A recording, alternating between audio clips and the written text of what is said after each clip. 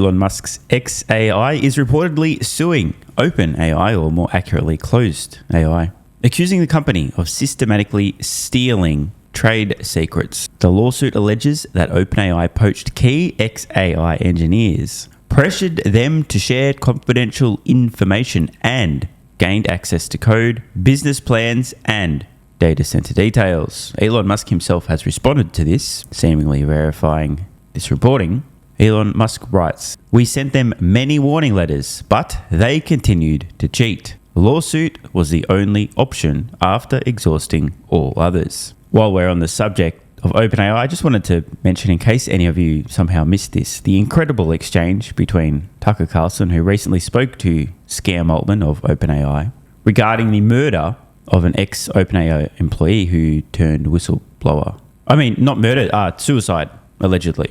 It's truly remarkable to watch. The entire interaction, Tucker Carlson asking some questions about the suspicious circumstances around this alleged suicide. Sam Altman seeming to be rather unhappy about these questions, yet maintaining a rather muted response for the most part. I highly recommend everybody watching, if you missed this, check it out and see what you think. You'll be able to find. Just search for Tucker Carlson, Sam Altman on X. Hard to miss. Plenty of armchair psychologists and body language experts analysing things in the comment section, but make up your own mind and draw your own conclusions. Tesla having continued to play the Australian media like a fiddle. Don't think this will last, but while it does, I welcome it. More very favourable coverage about Tesla FSD. Sawyer Merritt with a quote from another news outlet. Quote, "Once you've driven with FSD for any length of time, it's hard to imagine life without it. Elon Musk and Tesla have changed the way we drive forever. There's no looking back. We put it through a weekend of challenging traffic situations, roadwork, merging and disappearing lanes, 6-way intersections, Saturday sport traffic, Sunday go-slow drivers, and the system negotiated them all with nuance and aplomb. Indeed, it's so good, its ease of use and stress-free experience might even convince my 40-something wife to finally get her driver's license. It's that good." Elon Musk reposting with the caption, "This is still just version 13.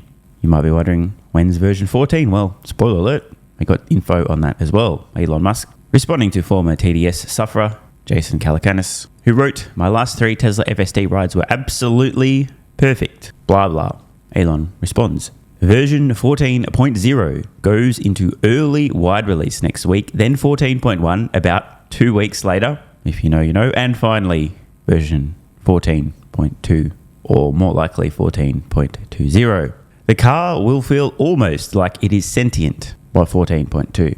Big claims. Now, I'll never forget or stop reminding people about the incompetent, inept, immoral, dishonest, deceptive, alleged leader of Government Motors, Mary B. Aspara, colluding with the corrupt former president of the United States, Joe Biden, also known as the big guy, to steal Tesla's valor at the electric vehicle summit, in which Tesla was conspicuously not even invited, where Mary B. Aspara played along with Joe Biden's lie that GM had lead and matter. "I'm serious, Mary, I mean it. You electrified the whole industry." Instead of Mary saying, "Well, I appreciate that, but actually, let's be honest here, Tesla's led the way, but thank you anyway." No, she just goes along with it, the slimy piece of shit. Nor will I forget or stop reminding people about her brazen lie to CNBS when asked if she actually believed what GM were publicly saying, which was that they could catch up to Tesla by whatever date it was in the US with electric vehicles. The biggest, most obvious tell, her body language, violently shaking her head as if to say no while saying absolutely to fill the bow. A lying, dishonest piece of shit. Although some of those words are superfluous, right? If you're a liar, then automatically you're a piece of shit. If you're a liar, you're dishonest. But anyway, she is all of those things. However, there are some people actually leading companies producing vehicles who are actually willing to tell the truth. Case in point, the Xiaomi CEO, who said in his annual speech, quote, "We bought 3 Tesla Model Ys for disassembly and research." So let's just stop here. This in and of itself is a great admission. They're tearing down the obvious market leader just to see what they're up to and learn from them. Adding, "What a great vehicle." He goes on to say, "If you don't like our YU7, e.g. their Model Y competitor, you can choose Model Y. The balls of this motherfucker. Don't you love it? Some honesty here.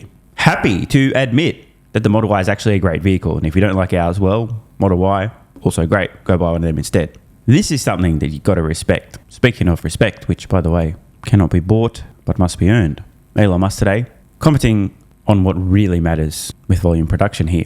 Quote, what matters is that the cycle time of the overall production process can get to around 10 seconds, and there is a path to cars coming off the line every 5 seconds. For those of you playing along at home, there are over 30 million seconds in a year.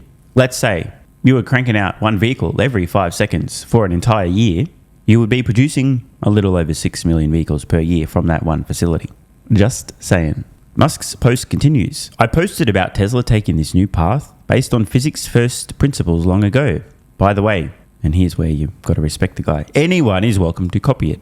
Our patents are open source, which we know. If you're a little bit newer around here, I believe it was 2014 when Tesla, on their old blog post, with the title, All Our Patents Are Belong to You, an extremely nerdy, esoteric gamer reference from, I'd guess, the late 90s, early 2000s, GameFAQs.com era.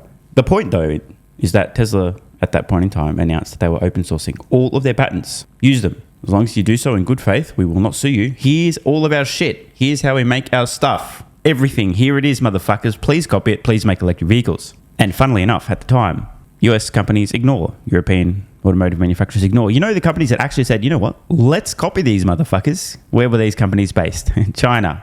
Imagine that. The fact that Tesla open sources their patents tells us a couple of things. One, they're very confident in their ability to continually innovate and stay ahead of the so-called competition. Two, they actually genuinely really do mean what they say.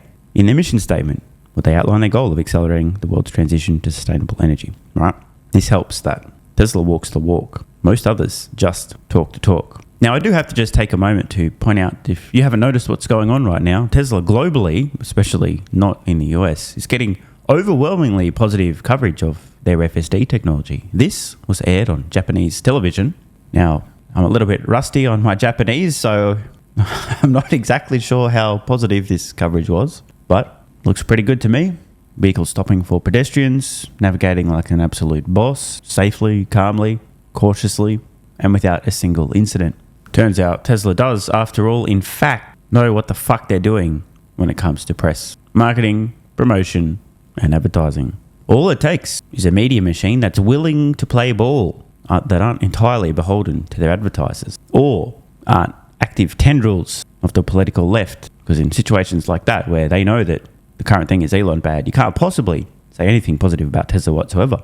Outside of those markets, aka the US and some pockets in Europe, day after day, we continue to see more and more positive free promotion for Tesla's FSD rollout around the globe. Amazingly, there are still people today who, with a straight face, will tell you that if only Tesla would invest hundreds of millions of dollars hiring the world's best and brightest PR geniuses, then they too would get universally positive coverage, especially in markets today where they get anything but, such as the US and pockets of Europe. Because, of course, as we know, corruption doesn't exist. Bias doesn't exist. There is no such thing as a one true narrative. And all the conspiracy theorists who would tell you that political interests have complete control over huge portions of the legacy media in the United States, in Europe, and many other places as well, their tendrils even extending as far as tech and social media platforms, anyone who would say such a thing is a conspiracy theorist who doesn't understand how PR and marketing work. Only a conspiracy theorist would point out the many, many, many tens of billions of dollars per year spent advertising in the media by pharmaceutical companies, and also the many, many tens of billions of dollars per year spent advertising by automotive companies. I'm not kidding, by the way, a roughly comparable ad spend from pharmaceutical companies and automotive companies. But of course, that wouldn't influence anything. P.S. It's totally safe, effective, necessary, and not for their quarterly profits. It's for your protection, okay? And such a conspiracy theorist might also point out that it'd be automotive companies who are currently being put out of business by Tesla.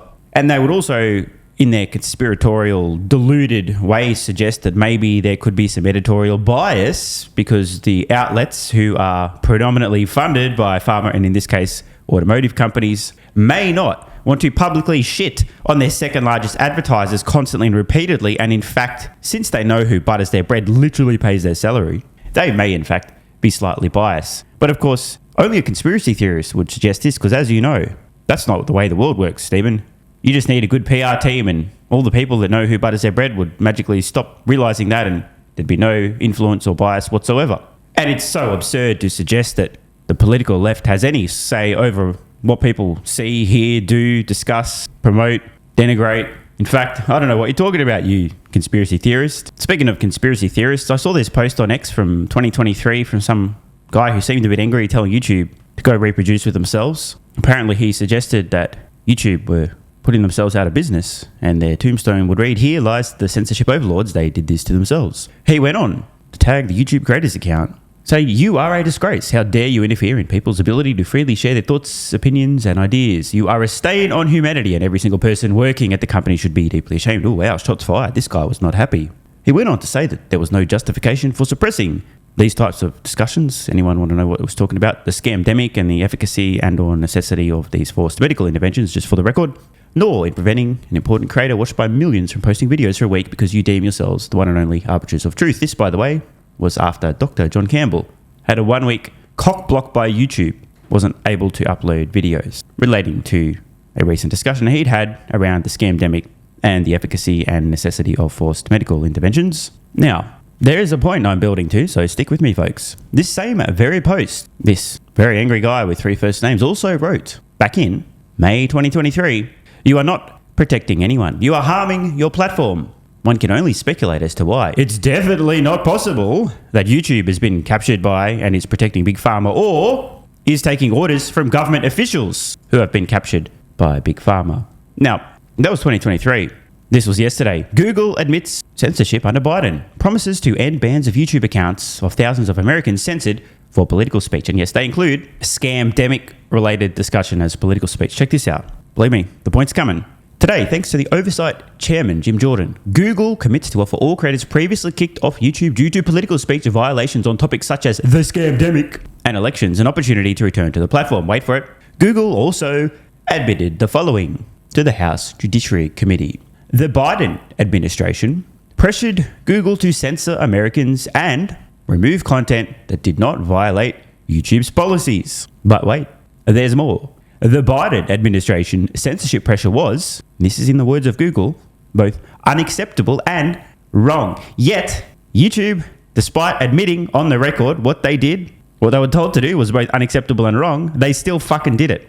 Now, the point I am making here is that despite what the retards who would claim that they understand PR and you don't, so shut up, Stephen, because you're a conspiracy theorist, would have you believe, there are, in fact, external forces that put pressure on outlets, media, tech, you name it, that can influence coverage, create editorial bias, suppress discussion. There are certain topics you will not see on certain networks, even discussed. And just like that guy with 3 first names sarcastically implied that the Biden administration was currently putting pressure on YouTube to censor discussion about things that were totally for your protection and necessary and not for their quarterly profits by companies that made the things that were totally necessary and for your protection, not their quarterly profits. And now, a couple of years later, it turns out that conspiracy theory was actually spot fucking on. That same guy with 3 first names is telling you motherfuckers today that it's possible, in fact, possibly even inevitable, that if particular businesses, entire industries with certain products spend tens upon tens upon tens upon tens of billions of dollars advertising in the media, that maybe this could possibly create a slight bias around coverage, especially if there were companies that didn't spend any or much money at all advertising on your networks that were simultaneously putting out of business some of your biggest advertisers. Wait for it. We ain't done. In addition to that, which in and of itself is enough to create some editorial bias that's anti-Tesla, in the US in particular, the political left controls the vast majority of the legacy media, has entirely poisoned and captured academia. By the way, quick side note, I don't know what it is, but academics are some of the most retarded 100 IQ people you will ever find on the planet. Now, not all, obviously, there's exceptions. There's not many of them, though. I don't know what it is. It must be like this high and mighty arrogance. I'm an academic. Everyone around me is an academic. We're very educated, so we're smarter than everyone, so we know everything. Some of the dumbest fucks you will ever come across. And I mean that.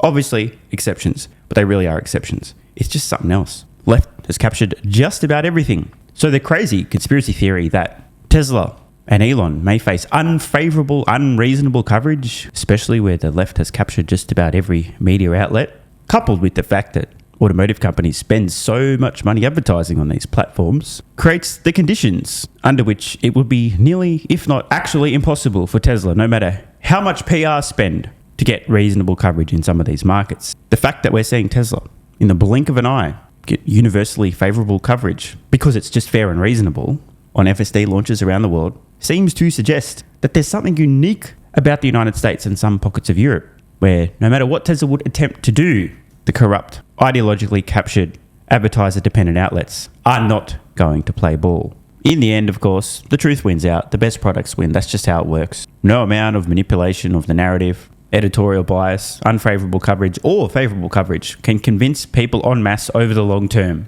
You make the best products, you will win.